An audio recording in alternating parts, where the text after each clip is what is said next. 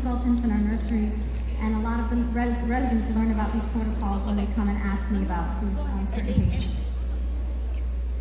I was involved, this is an example of one of the protocols, I was involved with writing this protocol about antidepressants in breastfeeding mothers, and I was lucky enough to write it with one of the perinatal psychiatrists in the United States who actually has an inpatient perinatal psychiatric unit. And so we write these protocols. They have to be updated every 5 years. And the reason for my interest in this is because I was seeing a lot of moms suffering from postpartum depression and anxiety, and they were being told by their psychiatrist that they had to stop breastfeeding in order to get the needed treatment. So things like this protocol gives guidance to whether it's the obstetrician, the pediatrician, or the psychiatrist, that there are safe medications for this, in this case, postpartum depression and anxiety, for moms to continue breastfeeding. Within my lecture about breastfeeding, my other passion is postpartum depression and anxiety. I know I've talked to many of you about this already since yesterday. So I always talk to the medical students and the residents about postpartum mood and anxiety disorders, PMADs, in the breastfeeding mother, because in our pediatric clinic, we screen for postpartum depression. I was speaking to the delegation from Indonesia and our Filipino hosts. When the baby is born, we see the baby within 2 to 3 days after discharge from the nursery. The mother is not seen for 6 weeks. So once the baby delivers, the mom has 0 follow-up for 6 weeks. If she has a C-section, she will go back in 2 weeks for an incision check, but otherwise postpartum care is pretty fragmented and sparse. So in the United States, we, the pediatrician, are screening these mothers for postpartum depression and anxiety. So a lot of times it's us, the pediatrician, who is picking up this mom suffering from anxiety or depression or something else. So I wrap my education about breastfeeding because a lot of times postpartum depression and breastfeeding go hand in hand. This is a slide I use for all my residents, all my medical students, whether it's in my own institution or whether I'm traveling around the country. I never, ever, ever, ever, ever want any medical student or any physician or any pharmacist or anyone to tell a mom that she has to pump and dump.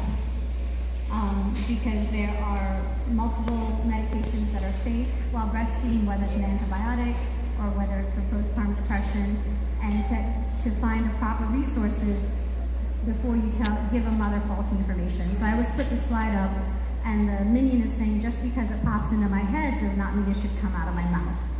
So when I do this talk around the country, I have medical students and residents come up to me who maybe had their children earlier before their medical career, and they tell me examples of when they were told by a certain physician, or if they went to the emergency department, that they had to stop breastfeeding because they needed a CAT scan, or they had to stop breastfeeding because they needed to take an antibiotic.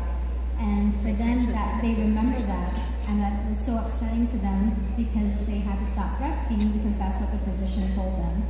And a lot of times these medical students and these residents become more interested in lactation and breastfeeding because of their adverse experiences. So I don't know how many use this resource. This is the most common resource we use in the Americas, but LactMed is free. And this is from one of the national organizations, National Institutes of Health in the United States. And for all of you who have a smartphone, you can download the app right now. I encourage you to look it up. It's called LactMed. And I have everyone download this in any lecture that I give because, again, there's no excuse to tell a mother to stop breastfeeding or that she has to pump and dump. You can type in any medication and it will give you the profile, the lactation profile, the perceived risks and benefits to the mom and baby and everything like that. So I know many, I was speaking to fellow physicians yesterday. I know lactancia is very popular here. I'm familiar with that as well. This is just wonderful for our medical students and residents. Everything is digital and electronic, and the app is right there in their hand. So I encourage everyone to look at this. You can download it and have it on your smartphone.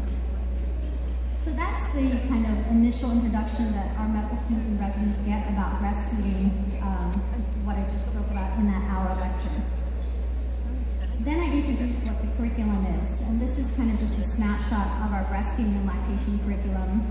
It is housed under the Department of Pediatrics, but I just want to reiterate that this curriculum can be done in any specialty. I have medical students going through this curriculum even before they know their specialty. They start in the 3rd year of medical school. So again, it's for me, it's under pediatrics because that's where my department is.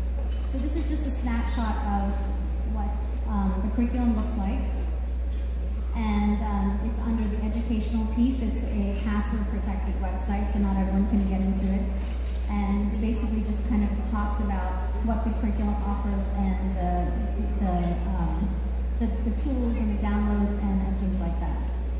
So the breastfeeding curriculum talks about the different goals and objectives and gives an overview.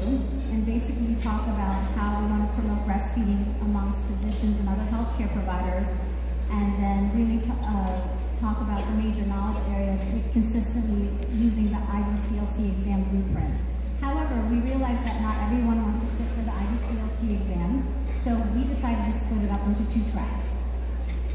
The first track, we have kind of like a certification program.